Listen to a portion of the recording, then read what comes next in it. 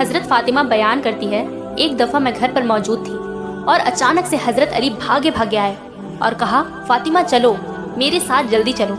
حضرت فاطمہ کہتی ہے، جب میں نے حضرت علی کو پریشانی کے عالم میں دیکھا تو ان سے پوچھا، کیا ہوا، آپ اتنے پریشان کیوں ہیں؟ تو حضرت علی نے فرمایا کہ فاطمہ، آپ صلی اللہ علیہ وسلم بہت رو رہے ہیں، ہمیں سے کسی کا حوصلہ نہیں پڑ رہا کہ ان کے پاس جائے، کیونکہ وہ اتنا رو رہے ہیں کہ ان کی آواز سے پوری مسجد گونج رہی ہے۔ تب حضرت فاطمہ فرماتی ہے کہ میں نے اپنی چادر فوراً پکڑی اور حضرت علی کے ساتھ بھاگی گئی۔ حضرت فاطمہ اور حضرت علی جب آپ صلی اللہ علیہ وسلم کے حجرے کے باہر پہنچے تو حضرت علی نے کہا، فاطمہ تم جاؤ، اور حضرت علی باہر ہی کھڑے ہو گئے۔ حضرت فاطمہ کہتی ہے کہ جب میں اندر گئی تو دیکھا کہ آپ صلی اللہ علیہ وسلم سجدے میں زور سے رو رہے ہیں۔ جب میں نے اپنے بابا کے کندھے پہ ہاتھ رکھا تو انہوں نے کہا، فاطمہ تم آ گئی ہو۔ حضرت فاطمہ کہتی ہے، جب انہوں نے سجدے سے اپنا